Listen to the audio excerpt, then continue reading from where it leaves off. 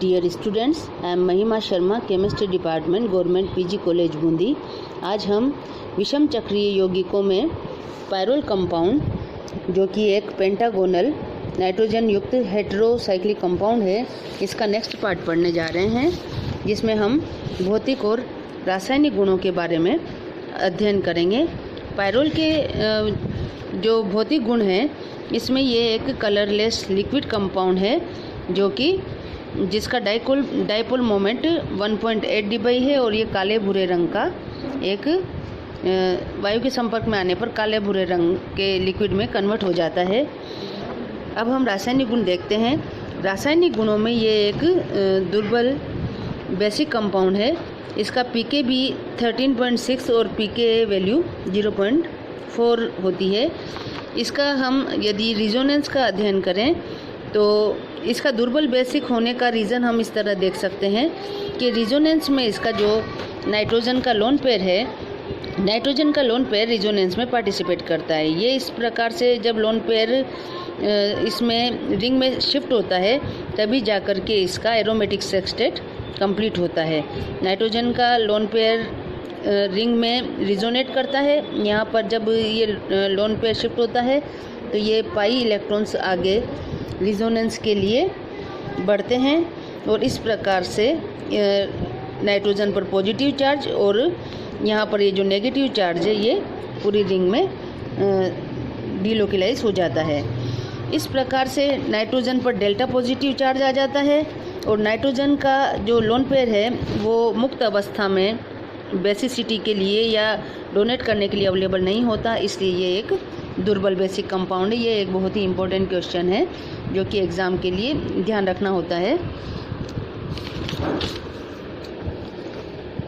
Basicity की इसकी जो रिएक्शंस हैं उसमें हम इस प्रकार देख सकते हैं कि इसके अम्लीय गुण, इसके बेसिसिटी का अध्ययन करने के लिए हम इस प्रकार से इसका जब H+ युक्त यौगिकों से रिएक्शन करवाते हैं तो H+ युक्त यौगिकों से रिएक्शन करके ये और पायरोल केटायन में कन्वर्ट हो जाता है और इसका जो एसिडिक पार्ट का जो नेगेटिव पार्ट है वो इसके साथ को नेगेटिव आयन के रूप में उपलब्ध हो जाता है।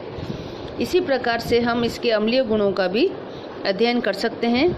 इसमें ये एक वीक एसिडिक कंपाउंड भी है। ये इसमें नाइट्रोजन पर पॉजिटिव चार्ज रिजोनेंस की वजह से जो पॉजिटिव चार्ज आ जाता है, तो रिजोनेंस की वजह से पॉजिटिव चार्ज आ जाने की वजह से नाइट्रोजन पर जो हाइड्रोजन उपलब्ध होता है वो हाइड्रोजन पर भी डेल्टा पॉजिटिवनेस अवेलेबल हो जाती है और डेल्टा पॉजिटिवनेस क्रिएट हो जाने के कारण वो H+ के रूप में प्रबल क्षारों के साथ निकल जाता है। जैसे NaNH2 जैसे प्रबल क्षार या NaOH जैसे प्रबल क्षारों के साथ रिएक्शन करके H+ NH2 या OH- के साथ रिलीज हो जाता है और सोडियम साल्ट इसका पायरोल का बन जाता है। आगे हम इसकी इलेक्ट्रॉन स्नेही प्रतिस्थापन अभिक्रियाओं के बारे में अध्ययन करेंगे। इलेक्ट्रॉन स्नेही प्रतिस्थापन अभिक्रियाओं में नाइट्रोजन पर इस प्रकार से हम पोजीशन 2, पोजीशन 3 आदि पर जब अटैक देखते हैं तो नाइट्रोजन पायरोल पर अटैक पोजीशन 2 पर होता है और इसका जो पोजीशन 2 है, जब इस पर इलेक्ट्रोफाइल अटैक करता है तो इलेक्ट्रोफाइल इस पर अटैक करने पर यहाँ पर इस तरह पॉजिटिव चार्ज क्रिएट हुआ और ये जो पॉजिटिव चार्ज है और इस तरह से डीलोकलाइज होकर के और 3 अनुनादी संरचनाएं केटायन की देता है। ये पहली रिजोनेंस स्ट्रक्चर है केटायन की इलेक्ट्रोफाइलिक अटैक के बाद। इसके बाद ये सेकंड और ये थर्ड। जबकि हम पोजीशन 3 पर जब अटैक देखते हैं तो पोजीशन 3 पर जो अटैक होता है, पोजीशन 3 पर अटैक होने पर एक पहला पॉजिटिव चार्ज यहाँ क्रिएट होगा और आगे इसकी जो दूसरी रिजोनेंस स्ट्रक्चर है केटायन की, उसमें पॉजिटिव चार्ज यहाँ क्रिएट होगा। इस प्रकार केवल ये 2 ही रिजोनेंस स्ट्रक्चर बनती है केटायन की।